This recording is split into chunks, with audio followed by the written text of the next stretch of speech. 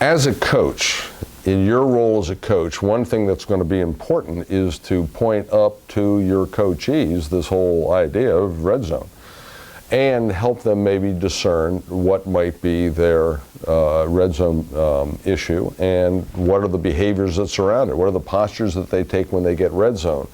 So that as they are becoming more aware, remember I want them to be aware of their bent, their strengths and that kind of thing. I also then want them to be aware, this is one of their weaknesses now, how their story contaminates their thinking, how it messes up their internal decision making, how it creates internal anxiety. And by the way, let me say this about anxiety. I've talked about anxiety as this fuel that's under the surface.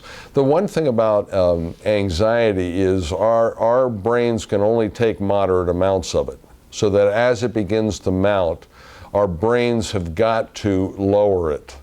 The trouble is, if I'm incongruent and I have a lot of these competing values and priorities and different things going on internally, the unfortunate way that our brains tend to reduce anxiety is by telling lies to itself.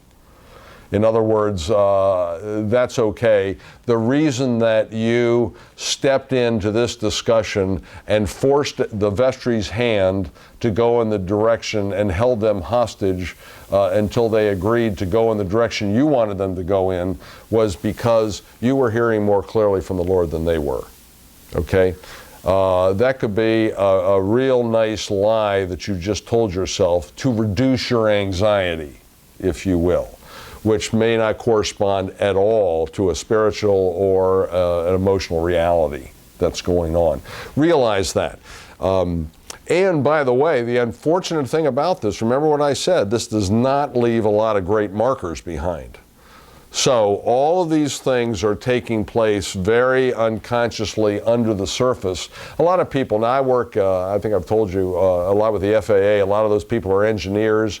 All that I'm telling you right now they see as soft science and they write it off because they want to be able to measure it and touch it and feel it and fly it and all that kind of thing. So all of this is too squishy for them, but what I say to them is either you monitor it or it will control you. So you can dismiss it and say, okay, that's a whole lot of psychobabble and blah, blah, blah, blah, blah. The unfortunate thing, because I see it over and over again, that these internal unconscious forces then really shape the way we end up behaving. And remember what I said last time, as we become incongruent, people lose trust in us and they will not follow us where we want to go. Well, for the last part of this particular section here on conflict we're talking about, I wanted to talk a little bit more about boundaries. Let's think about how that works. It's in your manuals there, and there's some slides on it that you'll be seeing. Boundaries are interesting animals. Let me say it this way. First of all, boundaries are critical in our world. Like my clothes are my boundaries. These walls in this building where we're making this tape are boundaries. Me saying no to you is a boundary. All of those things are boundaries that are very, very important in our lives. Now, as I am not so particularly well defined as a person, my boundaries become one of two directions. Either I have too firm of boundaries, like the leader who, my way or the highway. That person is a person who has too firm of boundaries. My mind is always made up. I know exactly what God wants us to do, exactly where this church should go. So any questions, let's get on with it. Those boundaries are too firm. And then on the other side of it are the boundaries that are too porous, where a person is constantly, first of all, having trouble distinguishing between myself and another person. But too much information can come in to influence them, and those folks have a very, very difficult time of establishing who they are as opposed to other people. Now, I put in here, in your slides, and I think they're in the manual too, a set of questions here you can ask yourself as to whether your personal boundaries are too porous. I have difficulty making up my own mind, is the first question there, or they're too rigid. My mind is always made up, is the first question there. You can see how these are polar opposites, and all of us obviously probably fit in somewhere in between.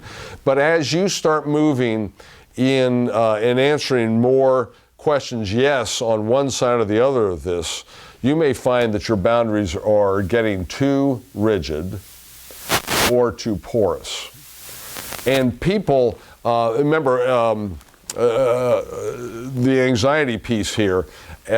So many of the things then that people who are not very self-reflective and don't understand themselves very well, they will start developing strategies, and one of them revolves around boundaries. So in other words, let's say I'm a survival person, and that's the theme that continually emerges in my story because it's so prominent there. I come up with very, very rigid boundaries to manage my anxiety, because as I get too close to you and allow you into my world too much, my anxiety goes north. Okay, so I come up with very, very strong boundaries. As opposed to an acceptance person like myself, what our danger is having way too porous of boundaries. So agreeing with everybody. Oh, I think that opinion is great. Oh, that opinion is fine. Oh, no, you're exactly right. I can't come up with a strong position because I need to be agreeing with everybody all the time. So you can see how anxiety then manages and works to create boundaries in particular directions depending on these themes that emerge here. And going back to let me review just for a minute, knowing what your story is important, and these themes that are the red zone theme, but also knowing what your bent in life is very, very important too, because if I can manage my red zone, and if I can live more and more intentionally into my intentional difference or my bent in life, I'm going to be a lot more blue zone, which means I'm going to be a well-defined person, and I'm going to be very much a non-anxious presence.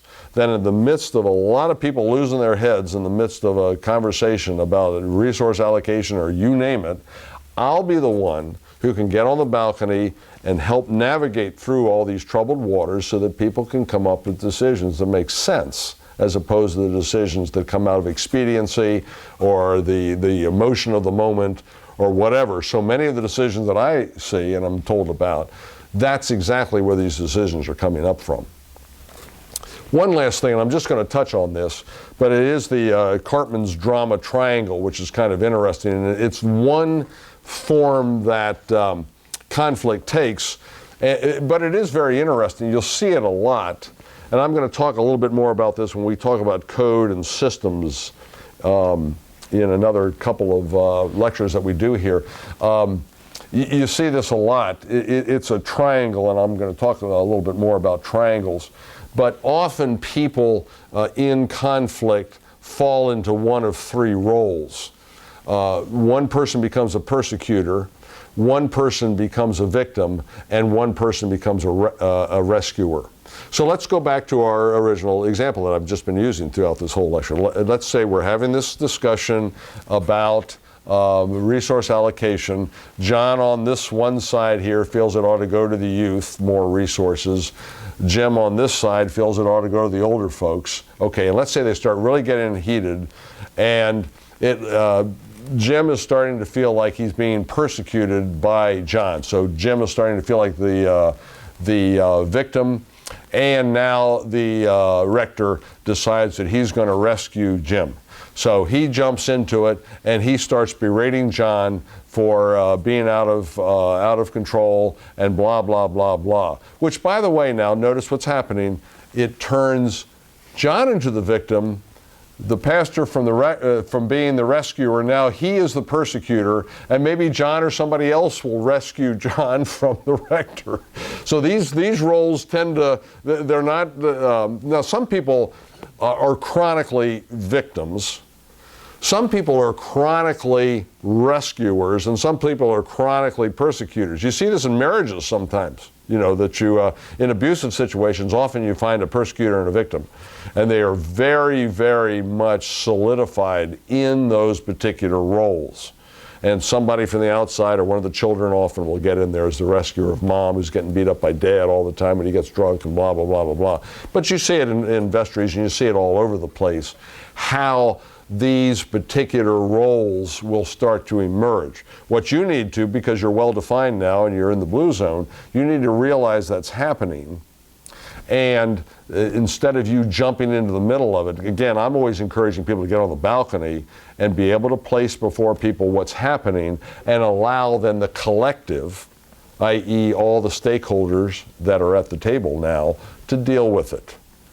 And starting with the two people who are submerging themselves into this particular positions, if you will, which is not helpful either to either one of them or to the ongoing work of this particular collective that's together now. And we've been talking about it as a vestry, so that's a collective. It could be a staff, it could be a family, it could be anything where these kinds of things happen. But anyway, this is one of the most prominent that you see. That's why I put it in here by itself, is when it comes to conflict, you'll find this a lot. And it's all red zone, by the way. All three people have got to be red zone to maintain this. The victim has got to be red zone as the victim. The persecutor has got to be red zone, as is the rescuer. Okay, although the rescuer may look blue zone, but he or she is jumping in the middle of something where they don't belong, or in a way that they don't belong in there, and is not helping the situation whatsoever.